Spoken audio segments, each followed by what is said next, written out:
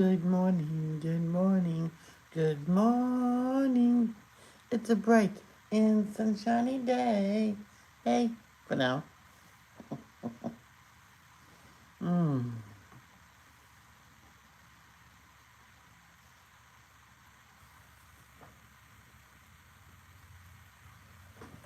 I just might make it through that part on TMU where I have to water it 50 times because there's another game within that game, the dice game, and I racked up um water points, I guess, and I claimed all that, and I played the game and I claimed all that, and I think all I have to do is water 27 more times. I just might make it, because there's other stuff you can do to earn water, and so I'm doing everything.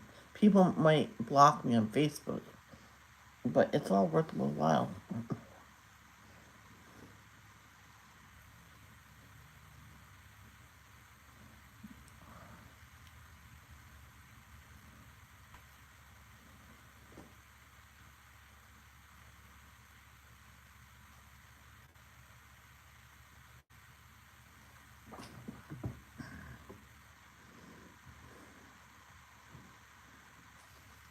Here we go.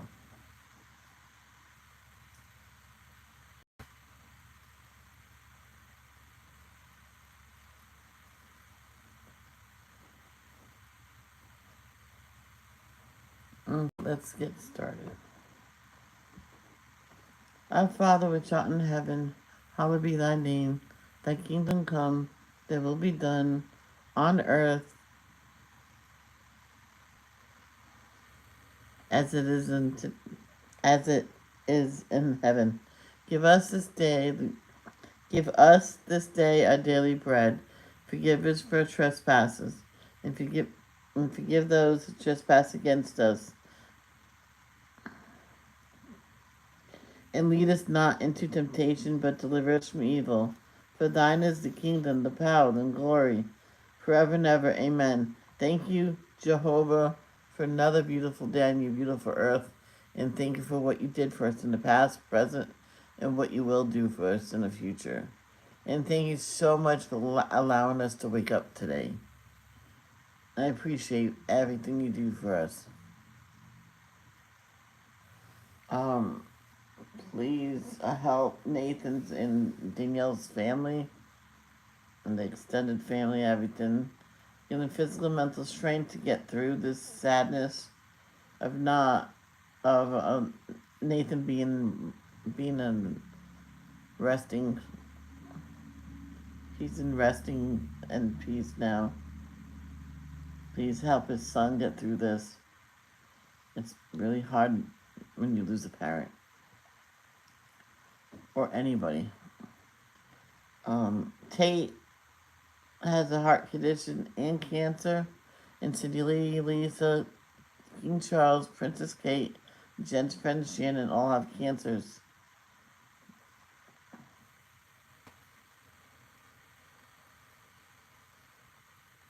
Um, Please help them, give them the physical and mental strength they need to fight off their diseases, as well as Celine Dion. She has a lot of physical strength and mental strength. That woman.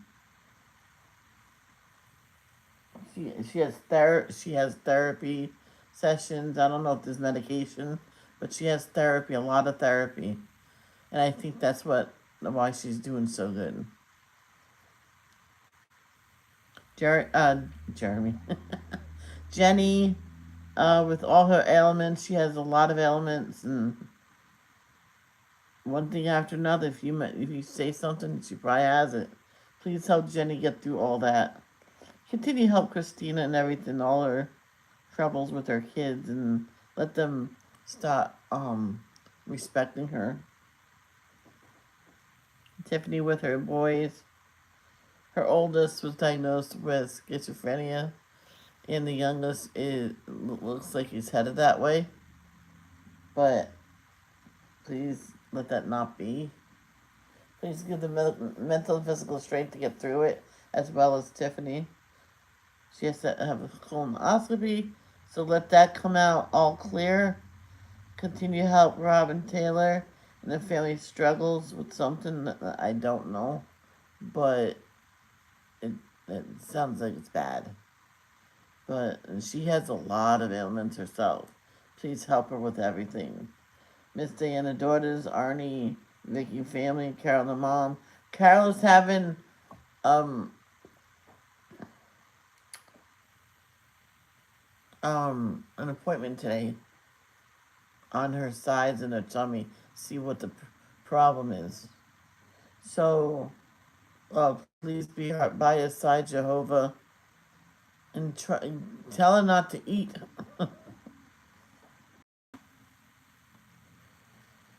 And thank you. Help everybody, give everybody a physical, mental strength they need to get through what they're going through. In Jesus' name, amen. I'm going to contact Carol. So.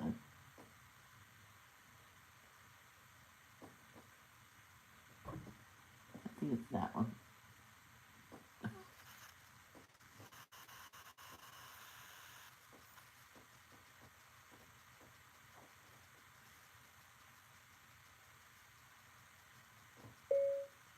Good morning, Carol. Remember, do not eat. You have an appointment today.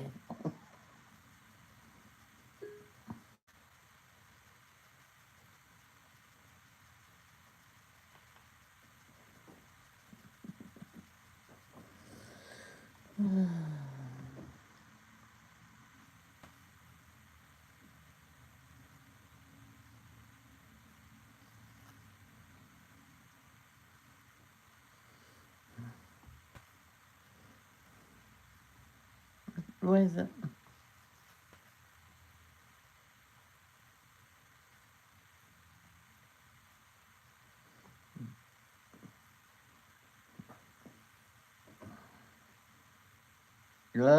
No, wait, hold on. Daniel's in the lion's pit. Uh-oh. It looks like it says, oh. Uh-oh. It looks as if Daniel is in a lot of trouble, but the lions are not hurting him. Do you know why? Who put Daniel in here with all these lions? Let's find out. The king of Babylon is now a man named Darius. He likes Daniel very much because Daniel is so kind and wise.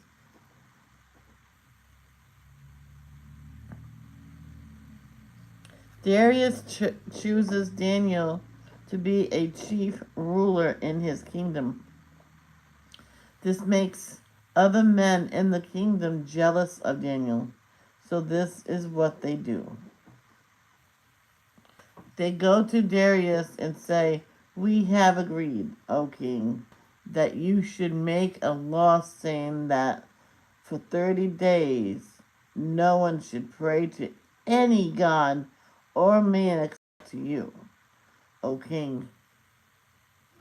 If anyone disobeys, then they should be thrown in with lions." Darius does not know why these men want this law made, but he thinks it is a good idea. So he puts the law into writing. Now, the law cannot be changed. Oh. When Daniel learns about the law, he goes home and prays, just as he always has done. The bad men knew that Daniel would not stop praying to Jehovah. They are happy because it seems that their plan to get rid of Daniel is working. Oh no. When King Darius learns why these men wanted to make this law, he is very sorry. But he cannot change the law. He's the king, yeah, he can. So he has to give the command for Daniel to be thrown into the lion's pit. But the king tells Daniel, "I hope that your God, whom you serve will save you.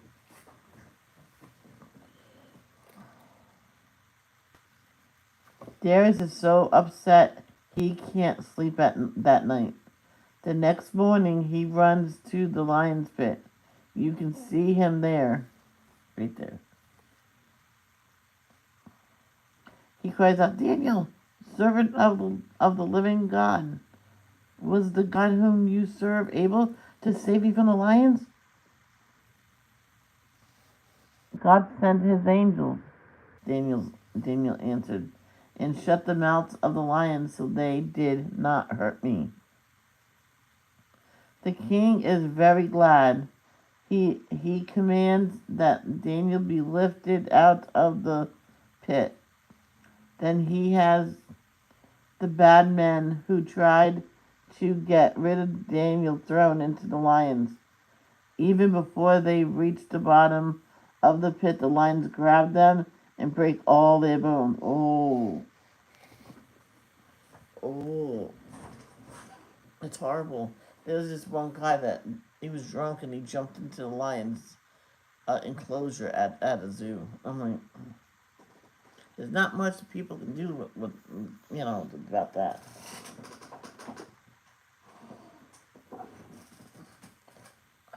Okay, settle down now. Then King Darius writes to all the people in his kingdom, I command that everyone should respect Daniel's God. He does great miracles. He saved Daniel from being eaten by the lions. That's right.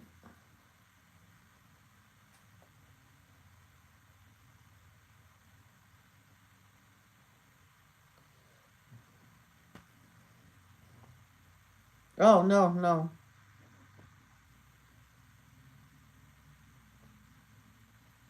Let's listen to that.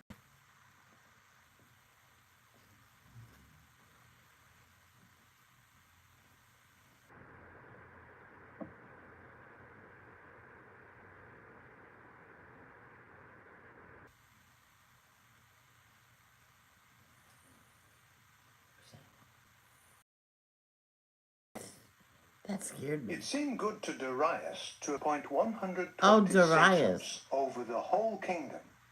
Over them were 3 high officials, one of whom was Daniel, and the satraps would report to them so that the king would not suffer loss. Now Daniel was distinguishing himself over the other high officials and satraps, for there was an extraordinary spirit in him, and the king intended to elevate him over the entire kingdom. At that time, the high officials and the satraps were seeking to find some grounds for accusation against Daniel respecting matters of state. But they could find no grounds for accusation or anything corrupt, for he was trustworthy, and no negligence or corruption could be found in him. These men then said, We will find in this Daniel no grounds for accusation at all, unless we find it against him in the law of his God. So these high officials and satraps went in as a group to the king, and they said to him, O King Darius, may you live on forever. All the royal officials, prefects, satraps, high royal officers and governors have consulted together to establish a royal decree and to enforce a ban, that for 30 days, whoever makes a petition to any god or man except to you, O king, should be thrown into the lion's pit. Now, O king, may you establish the decree and sign it, so that it cannot be changed, according to the law of the Medes and the Persians, which cannot be annulled. So King Darius signed the decree and the ban. But as soon as Daniel knew that the decree had been signed, he went to his house, which had the windows of his roof chamber open toward Jerusalem. And 3 times a day he got down on his knees and prayed, and offered praise before his God, as he had regularly done prior to this. At that time, those men burst in and found Daniel petitioning and pleading for favor before his God. So they approached the king and reminded him about the royal.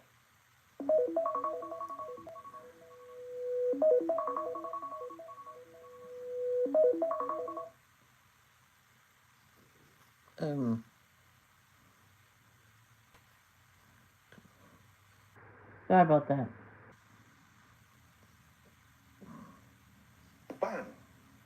Did you not sign a ban stating that for 30 days, any man who makes a petition to any god or man, except to you, O king, should be thrown in the lion's pit? The king replied, The matter is well established according to the law of the Medes and the Persians, which cannot be annulled. They immediately said to the king, Daniel, who is of the exiles of Judah, has paid no regard to you, O king, nor to the ban that you signed, but 3 times a day he is praying. As soon as the king heard this, he was greatly distressed, and he tried to think of a way to rescue Daniel.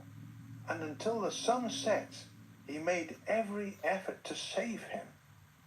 Finally, those men went in as a group to the king, and they said to the king, Take note, O king, that the law of the Medes and the Persians is that any ban or decree that the king establishes cannot be changed. So the king gave the order, and they brought Daniel and threw him into the pit of lions. The king said to Daniel, God, whom you are continually serving, will rescue you. Then a stone was brought and placed over the entrance of the pit, and the king sealed it with his signet ring and with the signet ring of his nobles, so that nothing could be changed with regard to Daniel. The king then went to his palace. He passed the night fasting and refused any entertainment, and he could not sleep.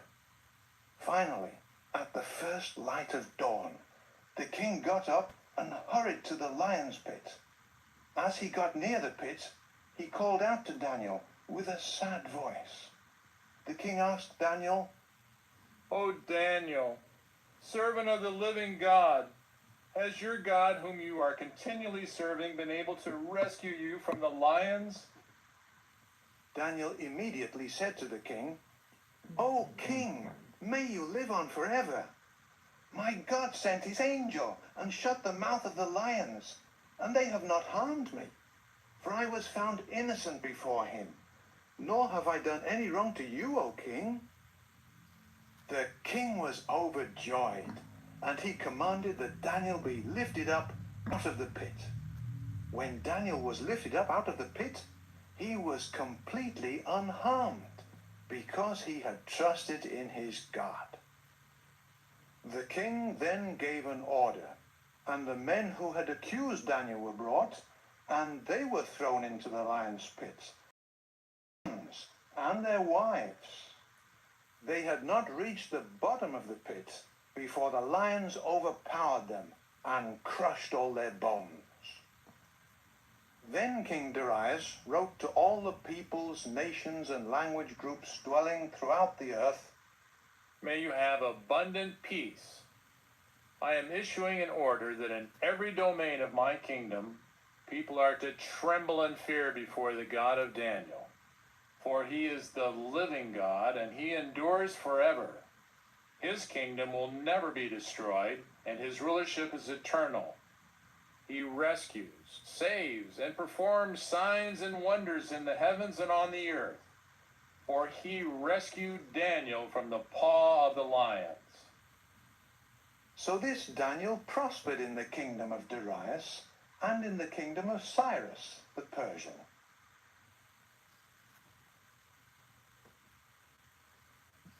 Chapter 7. No, not chapter 7. Okay.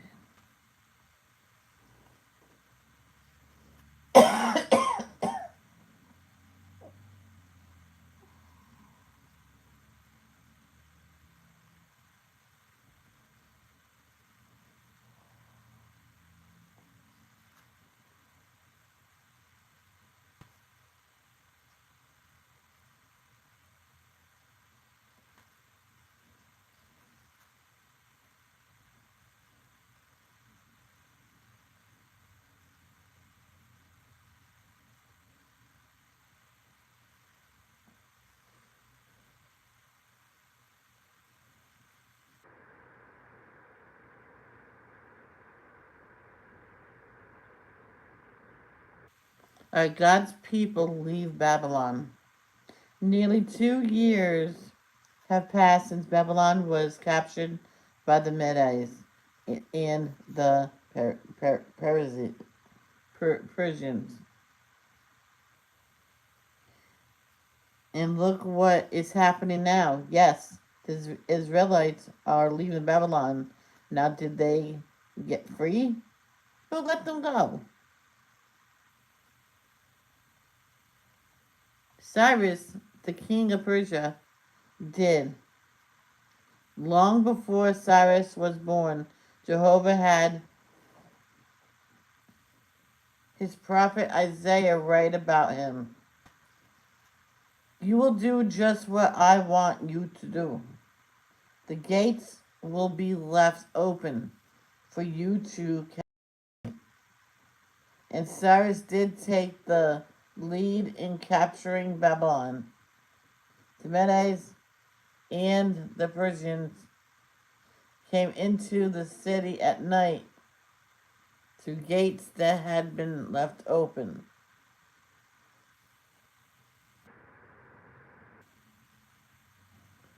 But Jehovah's prophet Isaiah also said that Cyrus would give the command for Jerusalem and its temple to be built again. Did Cyrus give this command? Yes, he did. This is what Cyrus tells the Israelites. Go now to Jerusalem and build the temple of Jehovah, your God. And this is just what these Israelites are on the way to do. But not all the Israelites in Babylon can make the long trip back to Jerusalem. It is a long, long trip of about 500 miles, 800 kilometers. And many are too old or too sick to travel so far. No. And many are too old or too sick to travel so far. And there are other reasons why some people don't go. But Cyrus tells those that don't go. Give silver and gold and other gifts to the people who are going back to build Jerusalem and its temple.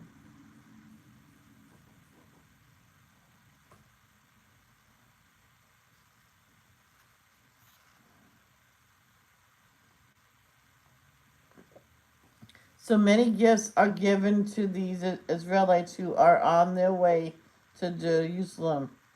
Also, Cyrus gives them the bowls and the cups that King Nebuchadnezzar had taken from Jehovah's temple when he destroyed Jerusalem. The people have a lot of things to carry back with them. Oh, sorry, baby.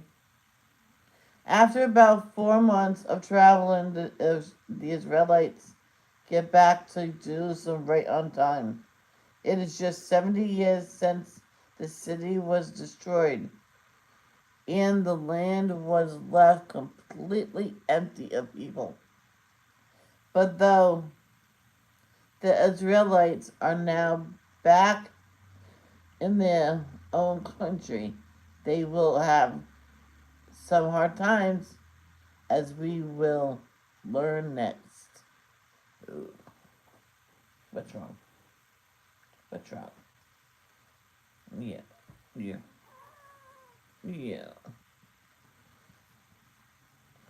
I know, only if you're a little smaller than you can fit like in my arms like you used to. Okay, now we read Isaiah chapter 44, verse 28. The one saying of Cyrus, he is my shepherd, and he will completely carry out all my will. the one saying of Jerusalem, she will be rebuilt, and of the temple, your foundation will be laid. What do you want to do?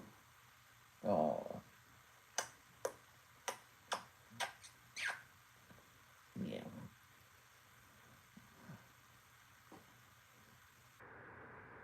Oh, she's so snuggly.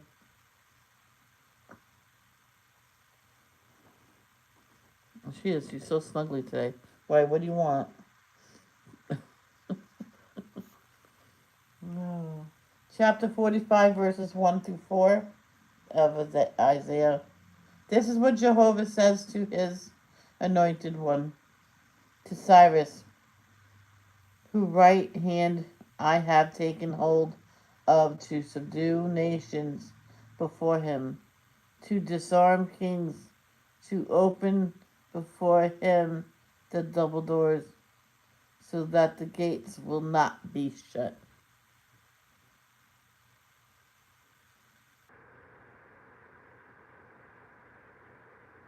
Before you I will go, in the hills I will level, the copper doors I will break in pieces, and the iron bars I will cut out. I will cut, no, I will give you the treasures in the darkness and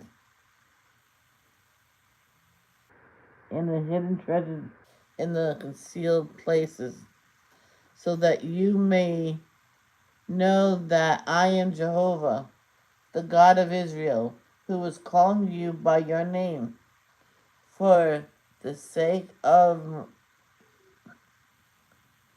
my servant Jacob and of Israel, my chosen one.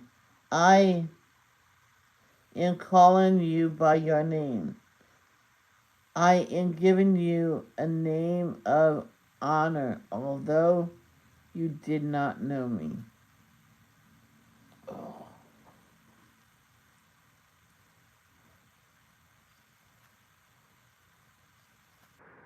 Oh. Yeah.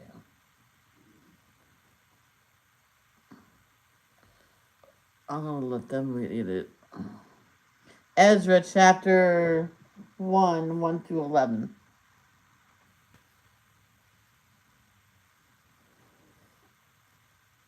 In the first year of King Cyrus of Persia, in order that Jehovah's word spoken by Jeremiah would be fulfilled, Jehovah stirred the spirit of King Cyrus of Persia to make a proclamation throughout his kingdom, which he also put in writing, saying, This is what King Cyrus of Persia says. Jehovah, the God of the heavens, has given me all the kingdoms of the earth, and he has commissioned me to build him a house in Jerusalem, which is in Judah. Whoever there is among you of all his people, may his God be with him, and let him go up to Jerusalem, which is in Judah, and rebuild the house of Jehovah, the God of Israel. He is the true God, whose house was in Jerusalem. Anyone who is residing as a foreigner, wherever he may be, let him be helped by his neighbors by their giving him silver and gold, goods and livestock, along with the voluntary offering for the house of the true God, which was in Jerusalem. Then the heads of the paternal houses of Judah and of Benjamin, and the priests and the Levites, everyone whose spirit the true God had stirred, prepared to go up and rebuild the house of Jehovah, which was in Jerusalem. All those around them supported them by giving them utensils of silver and of gold, goods, livestock, and valuable things, besides all the voluntary offerings. King Cyrus also brought out the utensils of the house of Jehovah that Nebuchadnezzar had taken from Jerusalem and had put in the house of his God. King Cyrus of Persia brought them out under the supervision of Mithridath, the treasurer, who made an inventory of Sheshbazzar, the chieftain of Judah. Now this was the inventory: 30 basket-shaped vessels of gold, 1,000 basket-shaped vessels of silver, 29 replacement vessels, 30 small gold bowls, 410 small silver bowls, 1,000 other utensils. All the utensils of gold and of silver were 5,400. Sheshbazzar brought all of these up when the exiles were brought out of Babylon to Jerusalem.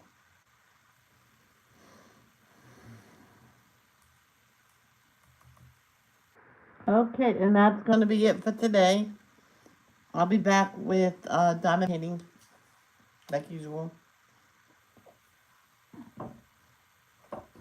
I am thinking about adding regular painting to my thing,